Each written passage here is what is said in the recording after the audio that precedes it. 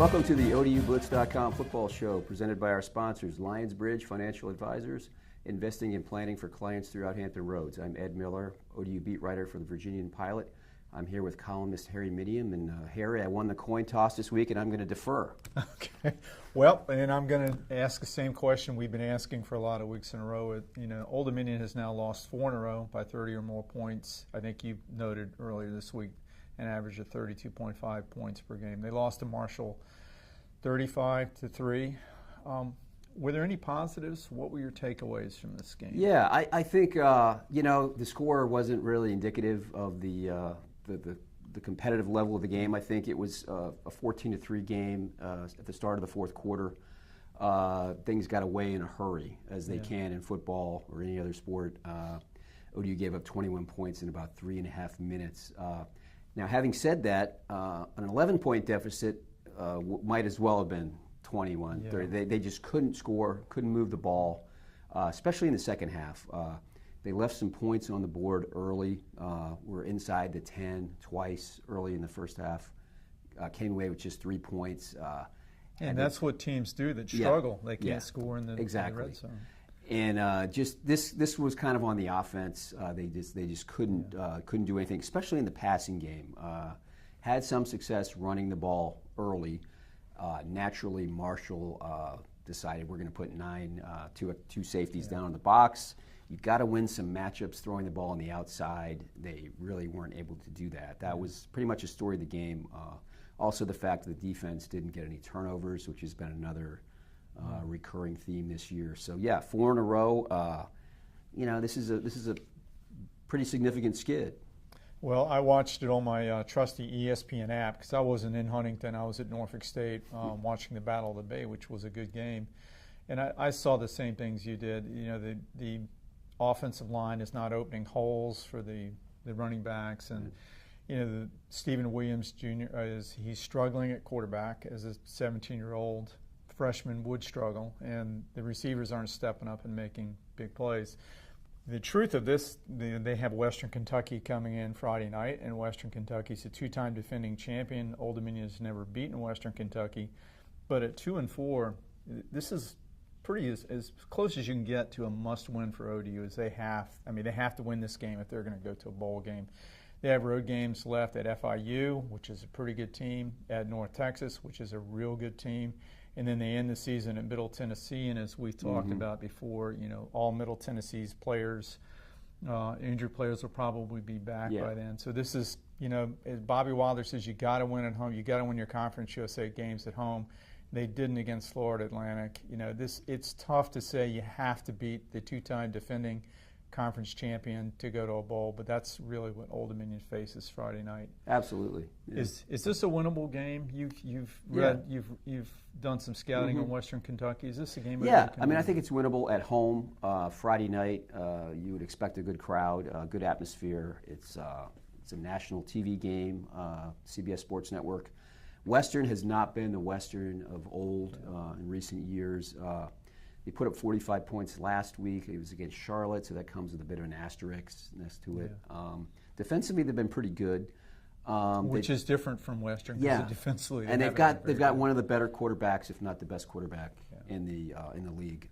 Now, the flip side of that is Western has allowed him to be sacked more than any other quarterback in the league. They're last in that category. ODU leads the league in sacks, although most of those were early in the season. It's very lopsided.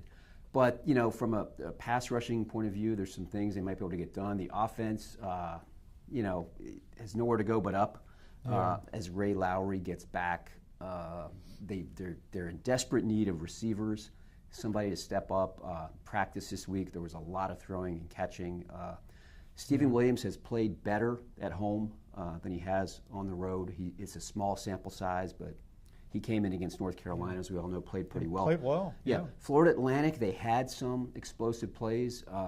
4 turnovers kind of negated that. But, it's a winnable game. And talking to the players, they don't seem to be hanging their heads. They seem to be looking forward to it. This is a rivalry as much as – and a lot about that, the Western Kentucky series. So, we'll see. and they get to play at home. Yeah. So speaking of home, they've got some news with the stadium. We did. We had some news last week that ODU has hired Stephen SB Ballard Construction, which is owned by Stephen Ballard, as most of you probably know. He is going to oversee the design of the stadium in consultation with the consultants, Populous and Mosley Architects. But more importantly, he's been hired to construct the stadium. And if you go to ODUblitz.com, you'll find a column I wrote where I think this is a smart decision by ODU. Ballard has built a lot of projects in the area: MacArthur Center, the Virginia Beach Boardwalk, the Peter Decker cruise ship terminal, Kellum High, $100 million Kellum High School. He's built a lot of projects, but this is the only one that carries his name. This is a legacy project for him. So this is one he really cares about, and he'll get done well, I believe. So let's take a quick break and learn more about Lionsbridge Financial Advisors. We'll be right back. You embody dedication, sacrifice, and commitment. You are an elite athlete. You know the difference superior coaching makes. Lionsbridge Financial Advisors is here to be your financial coach. We'll help you pack for your athletic journey by gathering a complete picture of where you are and where you want to go, and by working with other trusted professionals on your behalf. And we're back with the ODUblitz.com podcast. Harry, you've seen the Western Kentucky ODU rivalry up close. Tell us about the series over the years. It's been an interesting series, and I have to refer to my notes for this. I did a little research. In 2014, ODU was transitioning to the FBS, and they struggled that year, and they go to Western Kentucky not expecting to win the game. And lo and behold, in the final minutes of the game, Taylor Heineke, the ODU's great quarterback, sees Zach Pascal open in the left corner of the end zone. It's I think 2nd and goal at the 3. He cocks his arm back to throw a pass, throws it forward, except the ball goes straight up in the air, right into the hands of a Western Kentucky linebacker who returns it for a touchdown. Western Kentucky wins 69-51. The teams combined for almost 1,300 yards. In 2015, Western Kentucky came to Foreman Field, and ODU was again struggling that year and just crushed ODU 55-30. It was their 8th victory in a row, and they went on to win their first Conference USA championship, and it was a hard-hitting, kind of a testy game. Yeah. Last year, ODU goes to Western Kentucky. They're 4-2, and they're playing pretty well, and they think this is a game we can win. And with 5 minutes left in the first half, it's 35-0 Western Kentucky. ODU finally scores on a 53-yard pass from David Washington to Travis Fulgham with about 3.5 minutes left, and Western Kentucky promptly drove the length of the field to make it 42-7 at halftime.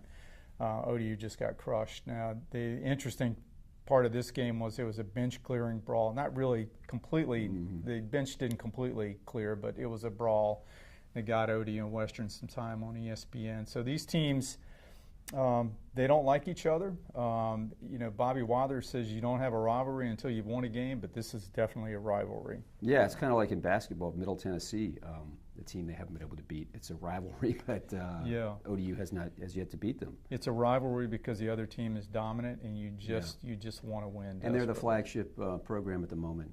They have been for the past couple of years. Yeah, they are. So Ed, your Conference USA Power Rankings are out. Tell us who's the number 1 team this week. Oh man, I'd love to, Harry, but I can't. I can't tell you there's a number 1. Right. I'm sticking with the number 2s, and I think it's a fair assessment. You've got 2 teams in their respective divisions that are separating themselves from the pack. You've got Marshall, who we've just seen on the east, and of course in the west, North Texas, who's putting up a lot of points. Two kind of ends of the spectrum. Marshall is leading the league in scoring off defense, and North Texas with scoring offense. So and ODU plays at North Texas next week. Yes, exactly. So let's talk about the games we got this week. Let's look at the games we've got this week. Marshall at Middle Tennessee. That's a must-win for Middle. I mean, they are 1 and 2 in the conference. They were picked, I think, as co-favorites with Western, weren't they? In the East Division? they were kind of 1A. Middle. I mean, they haven't had their quarterback all year. But they're 3-4. Yeah. They've got to win. They've got to beat Marshall. Yeah, this is I've seen it referred to. This is their season. Maybe a little dramatic, but they definitely have to draw a line in the sand. And here, let's have our Conference USA negative note of the week. Conference USA, which has a lot of problems. Yeah. I think. How in the world do you schedule 2 Friday night games on national television from the same league at essentially the same time? One starts at 6. They're competing against each other. It's just so it makes no sense. Yeah, I mean everybody's flipping the channels. So if you really like Conference USA football Friday night, you're in for a treat. Again, it's kind of head scratching. Let's just say it is. North Texas at Florida Atlantic. That's the game of the week to me. Absolutely, that's an interesting game. FAU has had a week off to get ready for North Texas. This should be a high-scoring affair, although they go about their business in different ways. North Texas throws the ball with Mason Fine, their fine quarterback. He's a fine quarterback. And FAU, as Old Dominion knows all too well, can run the ball. So we'll see. That's an interesting game. It's at FAU, so. North Texas has to be on its game. Both unbeaten in the conference. So. Yeah.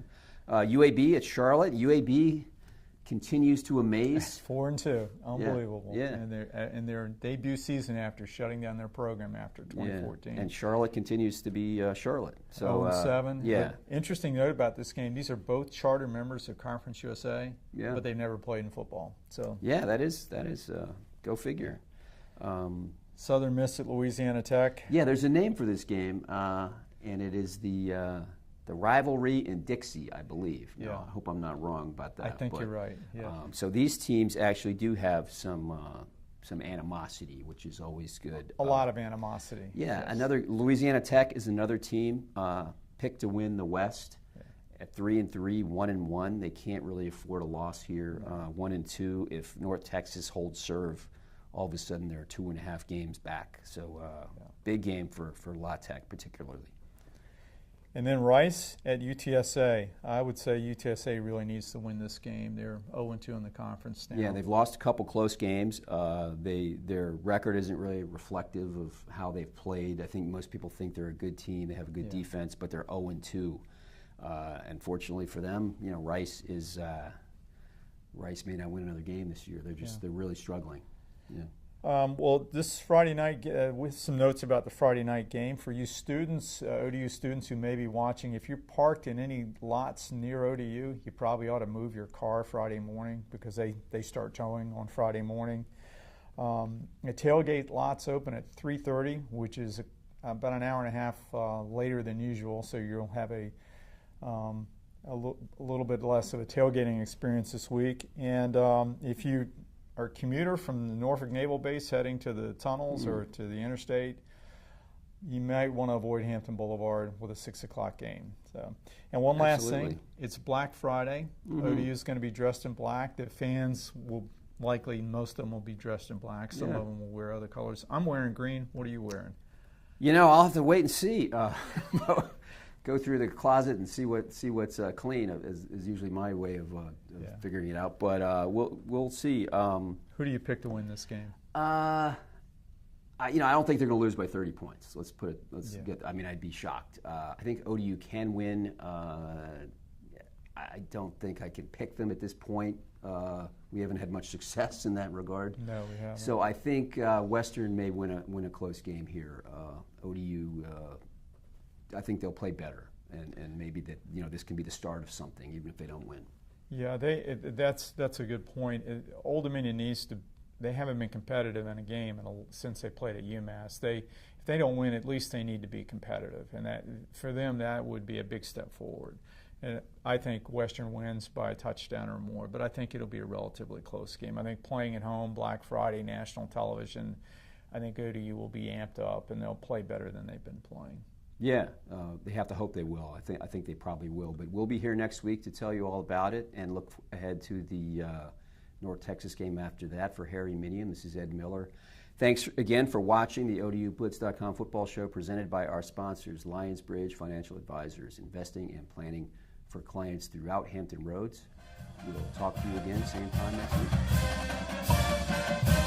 week.